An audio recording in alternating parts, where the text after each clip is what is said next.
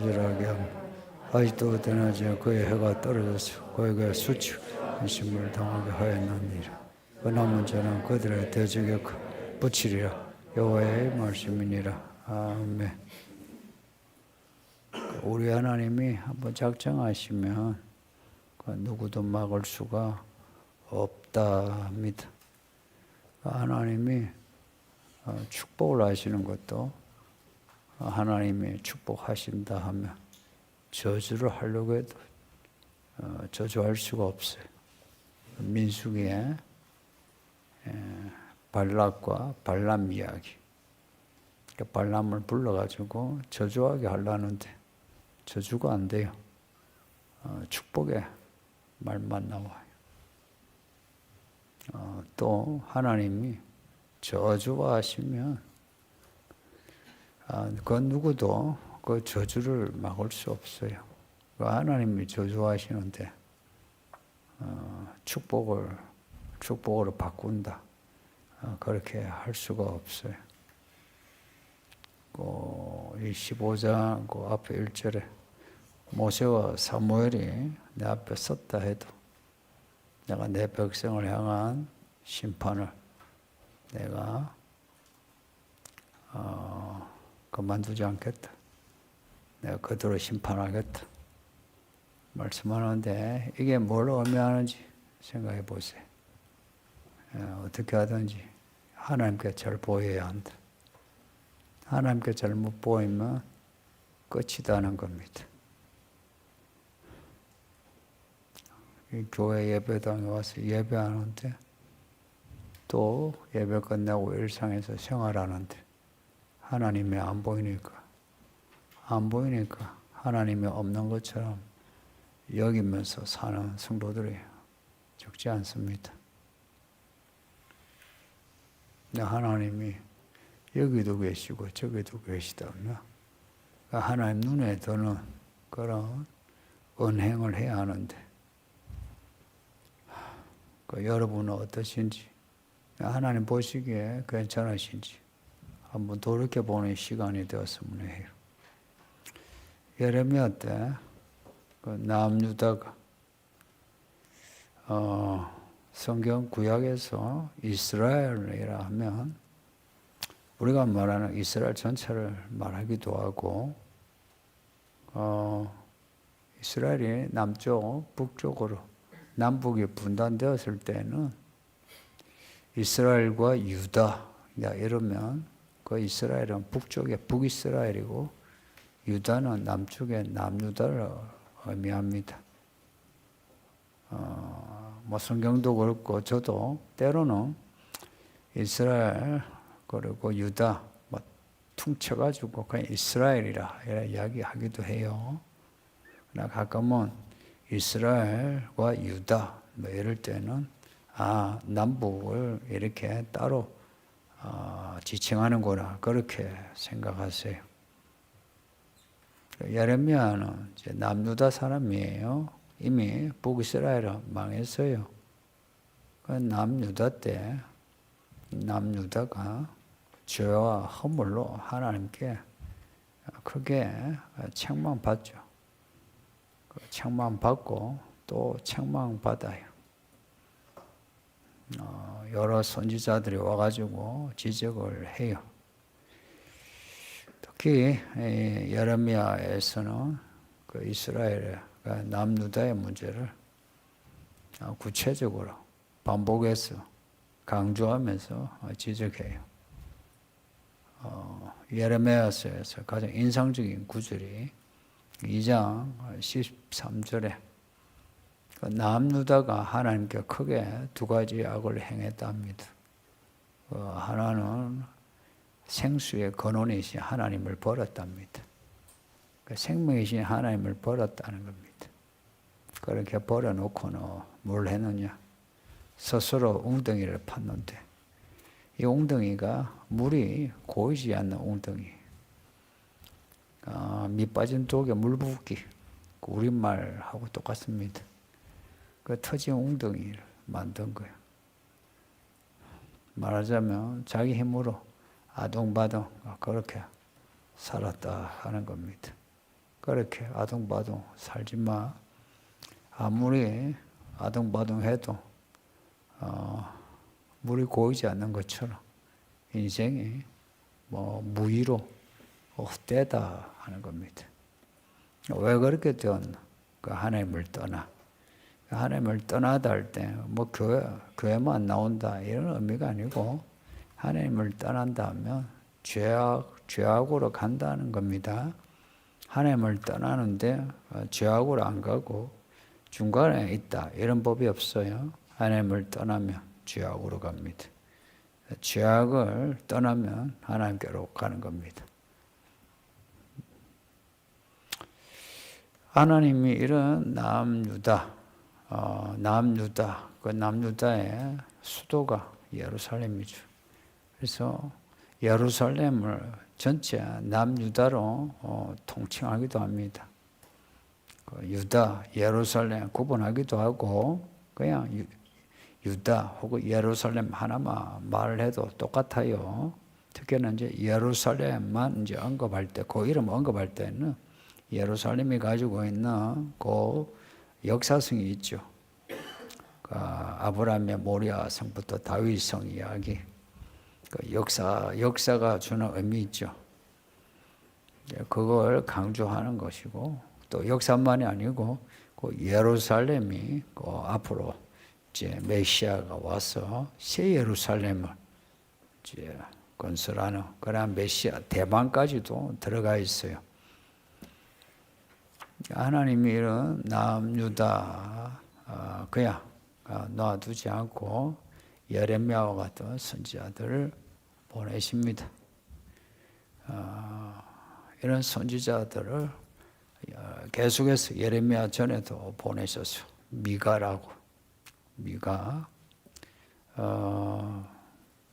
또 성리에 올라가서 하나님이 왜 우리를 망하게 하십니까? 따졌더니 하박국이라든지 오늘 본문 예레미야라든지 그리고 그 전에 우리가 앞에서 읽었던 이사야서는 이제 북이스라엘과 많이 관련되죠. 그래도 북이스라엘 유다 할 거 없이 다 전체 예언하는데 이런 그 선지서가 주는 메시지는 그렇게 복잡하지 않아요. 죄 문제 지적하고 그 다음에 하나님께 돌아오라. 하나님께 돌아오면 이렇게 회복시키고 복을 주고 안 돌아오면 심판한다. 내용이 똑같아요. 그 어느 선지서 읽어도 내용이 그 메시지가 같아요. 안에 있는 이제 그 문장이 이제 다를 뿐이지. 그 메시지는 거의 같아요. 그리고 바벨론 이제 끌려가서는 우리가 알고 있는 에스겔, 다니엘 선지자가 또 그곳에서도 한 말씀을 계속 전하죠, 그죠? 그리고 포로 있다가 이제 다시 돌아왔잖아요. 돌아와서는 또 학개, 스가랴, 말라기 통해서 계속 말씀하고 이게 뭘 의미합니까? 우리 하나님은 이스라엘 역사에서만 아니라 교회사에서 한 번도 이스라엘을 혹은 교회를 외면한 적이 없다. 늘 하나님이 하나님의 사람을 보내셔가지고 말씀을 전하셨다. 이제 그걸 말씀합니다. 그렇게 하셨는데도 이스라엘과 교회가 정신을 못 차리더라. 그냥 살더라 하는 겁니다. 그렇게 하셨는데도. 그래서 저는 목회자 이전에 한 성도로서 정말 하나님이 참 좋은 분이시고 그리고 사람들이 참 못됐다. 참 악하다 하는 것은 늘 절감합니다. 교회 다니고 이제 순해 보이고 또 시키는 일도 곧잘 하고 해도 그 마음이 그렇게 착하진 않다. 참 못됐다 사람들이. 그걸 하나님이 다 아시고 그래서 지적하시는 거라. 그러면 이스라엘 사람들. 혹은 고린도 전후서 보니까 고린도 사람들, 갈라디아서 보면 갈라디아 교회들, 그 사람들은 이런 하나님 말씀을 전하는 사람을 안 좋아해요. 왜 저 사람은 항상 우리를 이렇게 지적하고 책망하며 힘들게 하느냐. 어느 누구는 평강하고 평안하고 우리를 복되게 그렇게 하는데 왜 저 사람은 우리를 이렇게 힘들게 하나? 그렇게 불만입니다. 여러분은 어떠신지? 제가 그래도 이제 60이 넘고 이래 보니 이제 이래 살다가 이제 죽을 것 같기도 해요.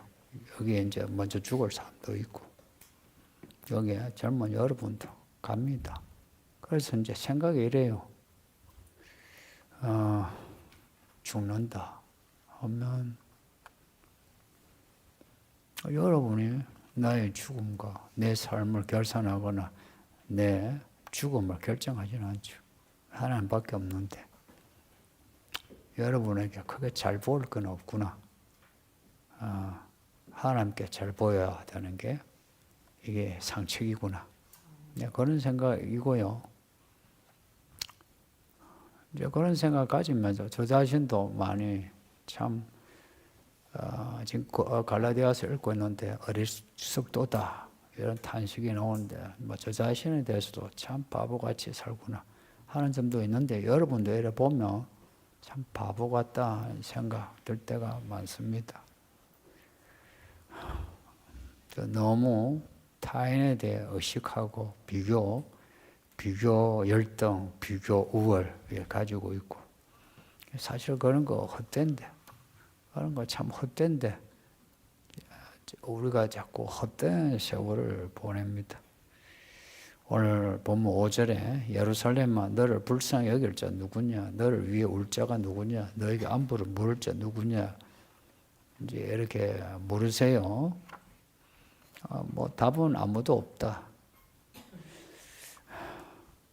뿐만 아니라 우리가 나한테 내가 연민을 가지고 동정하지 마. 그렇다고 해서 내가 내 인생 내가 뭐 해결할 수 있습니까? 내가 내 연민을 가질 뿐이지 할 수 있는 거 별로 없어요. 그리고 내 아내가 있고 남편이 있어도 뭐 알량한 뭐 연민 동정심은 주죠. 솔직히 뭐 아내나 남편이 할 수 있는 게 없어요. 자식도 그렇고요. 그리고 뭐 이 나이 되니까 부모들 뭐 다 가고 없고 뭐 혼자입니다. 뭐 부부 같이 있어도 혼자고 자식이 있어도 혼자고. 근데 혼자라 해서 뭐 다 필요 없다 이 말을 하는 게 아니고 나를 구원할 자가 누구냐? 아무도 없다 이 이야기입니다. 누가 나를 불쌍히 여기고 누가 나 위로가 될고 뭐 없다 이야기죠.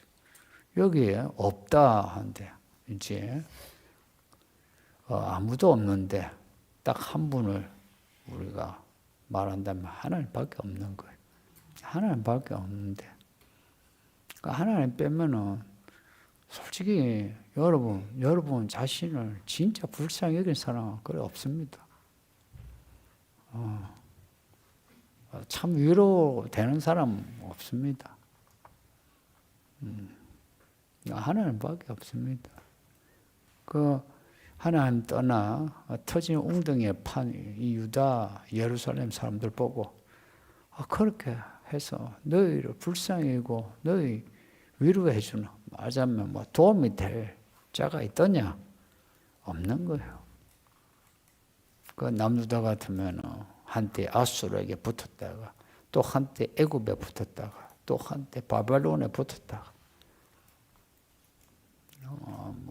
요즘 뭐 친중, 친러, 뭐 친미, 친일 하는 것처럼 그렇게 결혼한 여자가 바람 피듯이 치마 바람 날리면서 여기저기 붙어가 그렇게 했는데 야 그렇게 해서 그렇게 너희가 쫓아왔던 그 애국과 아수르, 바벨론이 그래 구해주더냐 도움이 되더냐 이제 이런 겁니다. 우리가 이 이야기를 계속해서 하고 있어요. 도움이 안 되더라. 도움 안 될 뿐만 아니고 그렇게 쫓아다녔던 그것들이 다 잡아먹었잖아요. 그것들이 북이스라엘을 잡아먹고 지금 바벨론은 남유다 잡아먹으려고 하잖아요. 왜 그러시냐? 우리 하나님은 모든 걸 장악하고 계신 분이라. 그 남유다가 쫓아다닌 애굽에게 한 대 맞아. 그 요시야가 그래서 죽었죠. 요시야 죽은 후에 망조가 들었어요. 그리고 바벨론이 크게 막 번창하더니 느부갓네살 때에 바벨론이 이제 정복 군주로 팔레스타인 그 지역 애굽 그리고 지금 그 특히 그 지방 유럽까지도 다 치는 거라. 그러니까 하나님이 치게 하시는 거라. 그렇게 하셔서 남유다를 하나님이 벌 주시려고. 6절에 보면 하나님이 예루살렘에게 하시는 말씀이 이래요. 너가 나를 버리고 떠나갔으니 내가 너를 멸하는데 이는 내가 뜻을 돌이키기에 지쳤다. 남유다가 하나님을 떠났는데 하나님이 기다려줬고 돌아오라 했고 그걸 끝없이 했는데 이제 막 지쳤다는 겁니다. 아이고 하나님이 70번에 7번도 용서하신다면 더 기다리셔야지. 그런 말 하면 안 돼요. 하나님이 기다릴 만큼 기다렸다 하는 겁니다. 무슨 하나님을 갖다가 우리가 만덕 하나님처럼 더 기다려야 줘야죠. 이런 식이면 못된 거예요. 하나님이 치실 때는 이제 치실 때가 된 거지. 그 하나님이 우리를 치신다고. 사랑이시라며 왜 우리를 괴롭히시나. 이런 말 하면 안 돼요. 저는 하나님이 우리를 죽일 때는 죽일 만한 이유가 있고 치실 때는 치실 만한 이유가 있다라고 믿습니다. 여러분도 그렇게 믿으세요. 정말 하나님은 속이 깊은 그리고 좋은 분이라. 그런 좋은 속이 깊은 분이 치실 때는 솔직히 말해서 죽으라고 치겠습니까? 예? 죽으라고 치겠습니까? 그냥 놔주면 지옥에 떨어질 것 같으니까. 어찌하든지 영혼이라도 구원하시려고 그래 치시는 거지. 그래 치셔가 돌아오면 영혼도 살고 몸도 살고 하나님이 그렇게 하시는 거지. 그리고 하나님 보고 하나님이 이거 하나만 눈 감아 주시면 되는데 왜 이렇게 깐깐하게 까칠하게 이렇게 지적하시고 하나하나에 반응하시나 이런 분도 있어요. 그러니까 우리 하나님을 몰라서 하는 소리입니다. 우리 하나님은 의로운 하나님이십니다. 까칠하다 이렇게 여기지 말고 하나님 의로운 분이시다. 그 하나님의 의는 불의에 대해서 혹은 죄와 허물에 대해서 예민합니다. 예민하게 반응합니다. 왜 반응하냐? 그 불의, 그 죄로 인해서 무슨 일이 일어났냐? 솔직히 하나님의 영광에는 별 지장 없어요. 이 땅에 일어나는 불의와 죄는 하나님의 백성을 해칩니다. 그래서 하나님은 이 땅에 일어나는 불의와 죄에 대해서 아주 예민합니다. 그리고 죄와 허물 속에 살아가는 고의성이 있는 사람에 대해서도 예민합니다. 그래서 가만히 있지 못하세요. 그 악을 미워하시고 그리고 그 악한 사람에 대해서 정말 불쌍히 여기시면서 치시는 거라. 불쌍히 여기시면서 치시는 거라. 미워하셔서가 아니고 불쌍히 여기셔서 그 죄를 미워하지만 그 사람이 불쌍해서 그 사람을 치시는 거라. 만약 그 사람 불쌍히 여기지 않으면 그 사람은 그 죄로 그냥 죽게 놔둬요. 그러면은 그냥 살면서 지옥까지 살다가 죽어 지옥 가야지. 근데 왜 치시느냐? 그 사람이 불쌍해져 치시지. 근데 사람들이 그래요. 왜 나만 치느냐고. 왜 나만 때리냐고. 왜 나만 이렇게 아프냐고. 왜 나만 이렇게 뭐 하는 것마다 잘 안 되느냐고. 뭔가 잘 안 되고 아플 때 하나님께 엎드려서 회개하시고 하나님께 돌아가는 거 그거 하세요. 뭘 잘못했는지 몰라도 약간 그렇게 하는 겁니다. 뭘 잘못했는지 몰라도 그 잘못을 발견하는 겁니다. 우리가 악하면 내 잘못 내가 몰라요. 하나님이 치시는 데는 뭐 이유가 있다. 특히나 남유다, 북이스라엘하고 남유다는 좀 다르죠. 남유다는 다윗의 왕조입니다. 그리고 예루살렘이 있고 예루살렘에는 성전이 있고 예루살렘과 성전, 이건 특별한 공간입니다. 모리아산의 아브라함, 이삭 이야기에서부터 하나님의 이야기의 역사성이 예루살렘 성전에 있습니다. 우리 하나님은 출애굽 이야기를 날 곱씹어 하시는 거 아시죠? 왜냐? 그 역사예요. 그리고 그 역사는 하나님의 이야기예요. 그래서 하나님은 역사가 있는 그 장소는 하나님이 있질 않으세요. 있질 않았어요. 그 역사가 있는 그 장소는. 그래서 이 남유다의 이 예루살렘은 하나님에게도 특별합니다. 근데 이 특별한 장소를 하나님이 치시겠다. 그런데 치시겠다는 게 어느 날 갑자기 치시는 게 아니고 정말 수없이 반복해서 경고를 하시고 그리고 치신다. 왜? 그렇게 경고를 하면 돌아와야 되잖아요. 사대교회에 주신 말씀 있죠. 말씀을 생각하고 회개하고 그리고 온전한 행위를 찾으라. 이제 돌아오라고 하는데 다 무시하는 거예요. 그 무시하니까 이제는 하나님도 이제 어쩔 수가 없는 거라. 어쩔 수가 없었어. 하나님이 사랑하는 예루살렘 그리고 사랑하는 예루살렘 사람들 그리고 하나님의 이름을 기념하는 성전까지도 하나님이 치시는 거라. 이렇게 하기까지는 하나님이 지쳤다. 이제 이걸 잊지 마요. 신약에도 그랬죠. 성령이 말할 수 없는 탄식을 한다.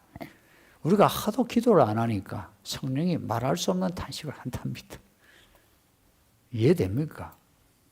우리가 하도 기도를 안 하니까. 근데 참 우리 성도들도 좀 철이 없는 게 기도를 안 한다면 기도를 더 해야지. 이러면 그나마 나은데 나 뭐 기도하고 있는데 그래요. 그러면 이제 노답이라. 얼마나 기도를 안 했으면 말할 수 없는 탄식으로 성령이 기도를 한다고.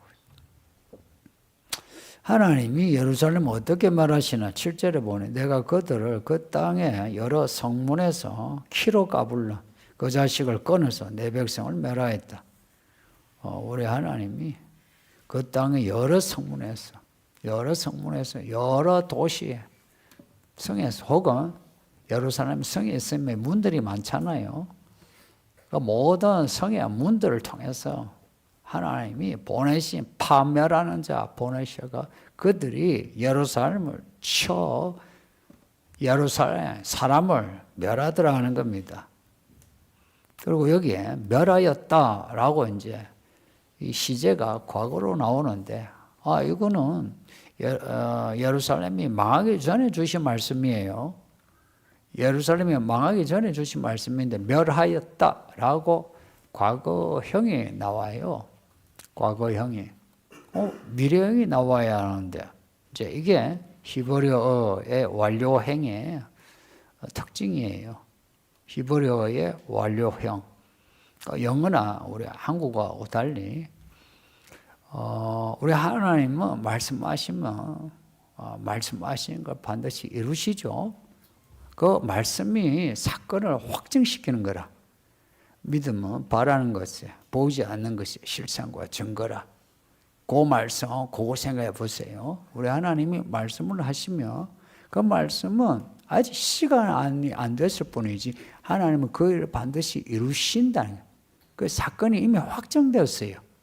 그래서 선지서에는 곧잘 미래에 대한 예언인데도 불구하고 멸하였다, 이루었다 하는 그 과거 완료행이 나오는 거예요.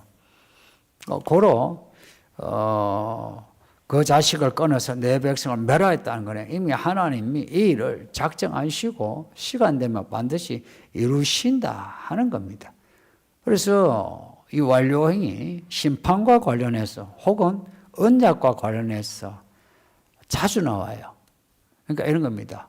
심판에 대해서도 완료행은 시제를 보면, 시간을 보면 아직 안 왔지만 이미 이루어진 거나, 언약도 그래요. 우리에게 너 이거 해주마 이러죠. 그러면 이거 아직 시간이 안 왔을 뿐이지 하나님은 그대로 하신다 이야기라. 여기에 언약을 받은 사람은 그 언약을 이미 이루어진 줄 알고 하나님께 감사하면서 그리고 믿음을 확정하고 가야 돼요.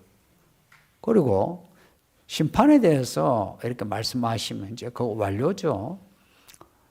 하나님이 우리에게 벌 주는 말씀, 내가 너를 멸하리라, 나 너 가만두지 않으리라, 이거는 반드시 내가 하리라 해놓고는 너는 이제 죽었다, 이제 이렇게 나오면 그러면 어찌해야 되느냐?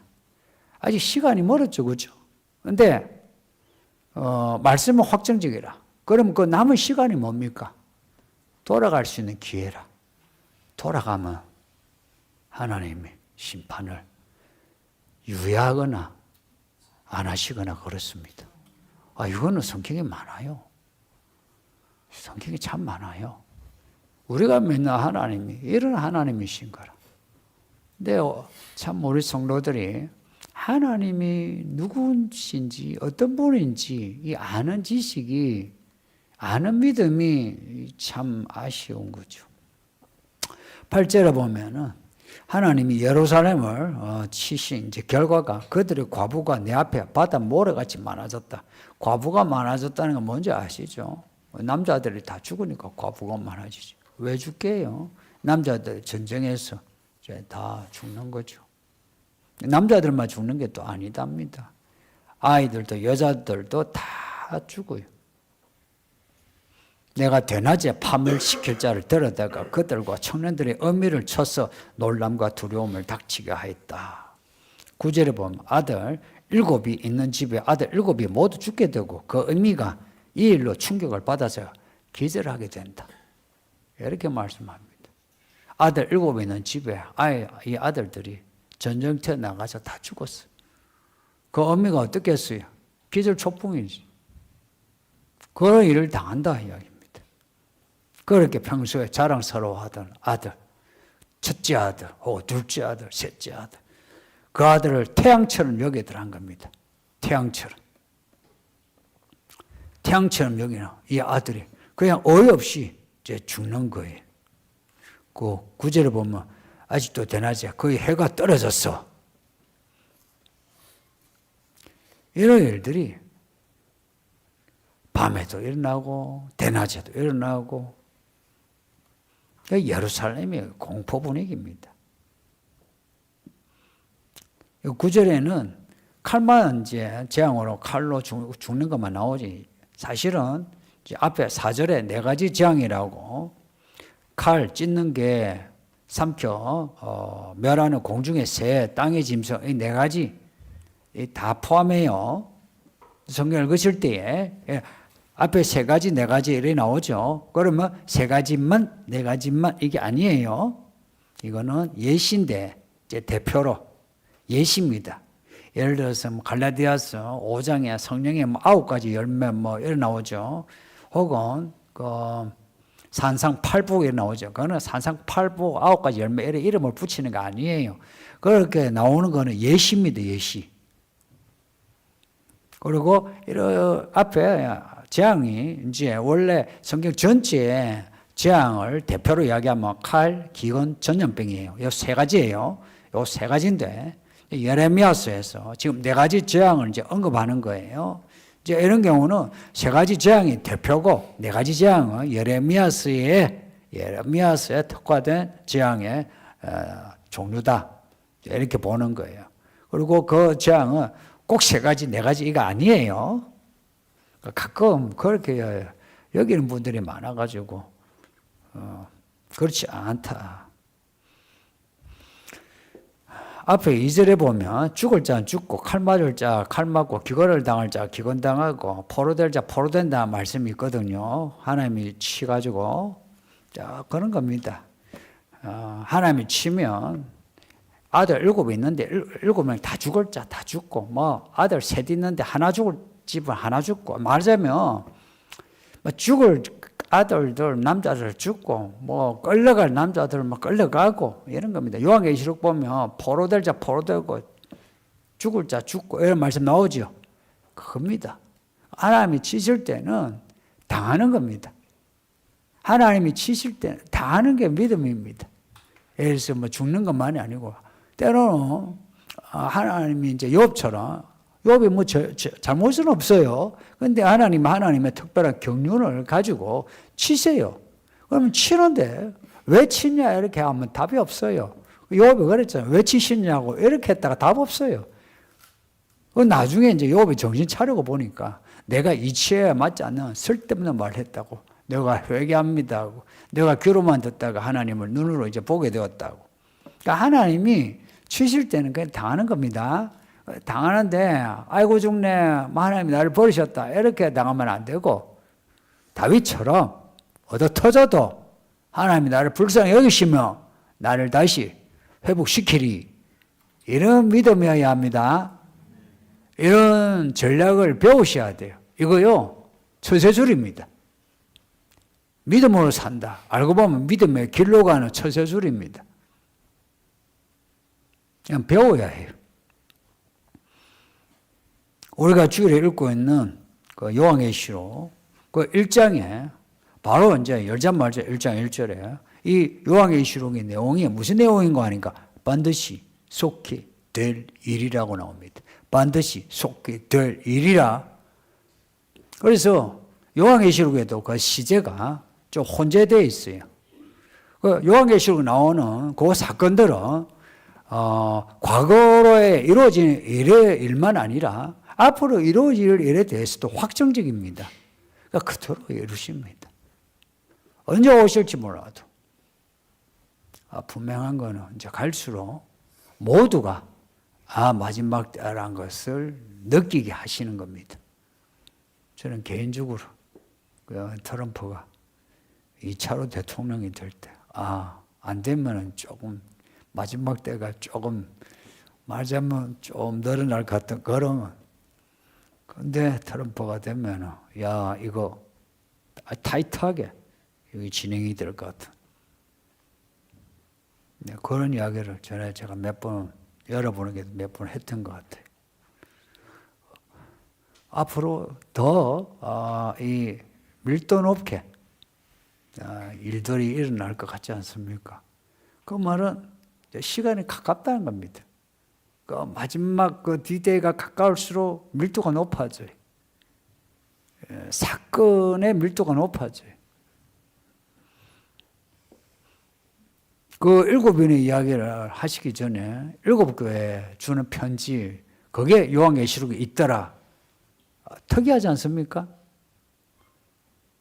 저는 요한계시록 읽기 전에 예전에 요한계시록 부흥집회 이런 데 있었어요. 그 우리 어머니 따라 이제 가면 막 육룡이가 어떻고 그런 이야기 막 그러면은 진짜 이게 종말론이라는 게 우리가 생각하는 그 종말론자가 돼요.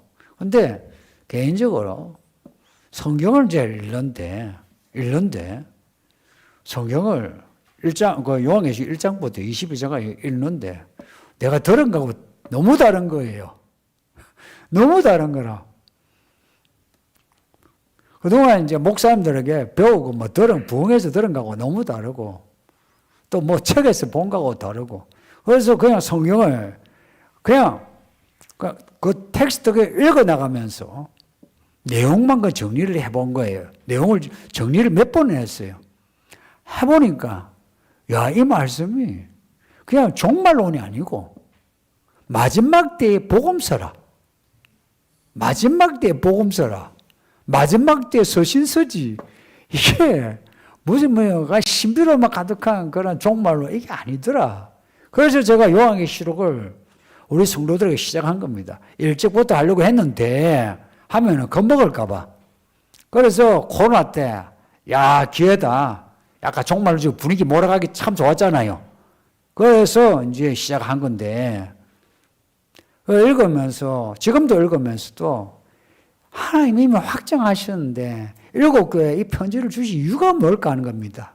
이기는 자는 하고, 돌아오는 자에 대해서 상을 약속하는 이유가 뭘까요?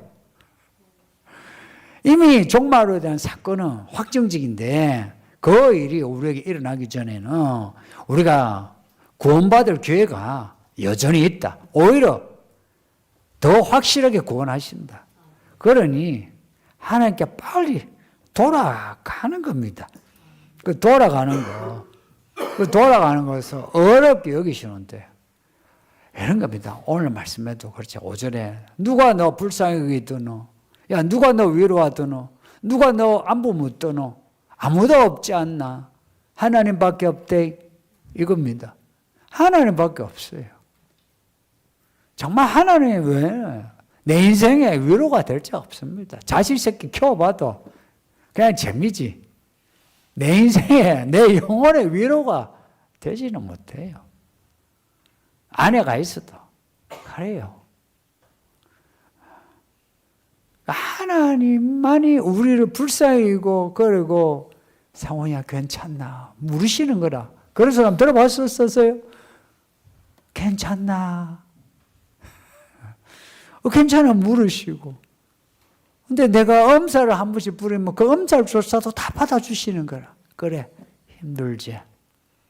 무시무시할 것만 같다 하나님이 엄살도 받아주시네. 힘들어 죽겠어요 한번. 그래 힘들지. 어떤 때는 자고 해가지고 내 이만큼 해서 뭐 잘했잖아요 그러면은 하나님이 자고 할까봐 한 대 팍 치시면서 내가 몰랐던 죄를 확 드러나게 해가지고 이 꼼짝달싹도 못하게 그렇게 만들어버려. 이런 하나님이신 거라. 그래서 성경을 읽으시란 거라. 읽으시면 선지자들이 하는 말을 들을 수 있죠. 그걸 한 달락만 아니라 전체를 읽다 보면 그렇게 말씀하는 하나님의 심정을 이해하게 됩니다. 이런 마음이시구나. 이런 하나님이시구나. 이제 이런 마음, 이제 이렇게 따뜻해지잖아요. 마음이 후끈후끈하면 그러면은 이제 진짜 성령 충만해지게 되고, 그리고 내가 하나님 말씀대로 살아갈 힘을 얻게 되고, 이렇게 은혜 받는 성도들이 되기를 축복합니다. 예, 말씀 생각하면서 기도합시다. 아버지 하나님 감사합니다. 우리를 부르셔 예배하게 계시니 감사합니다. 할렐루야. 우리 하나님은 좋으신 하나님이시라. 우리를 불쌍히 여기시고 우리를 도우시며 몰아서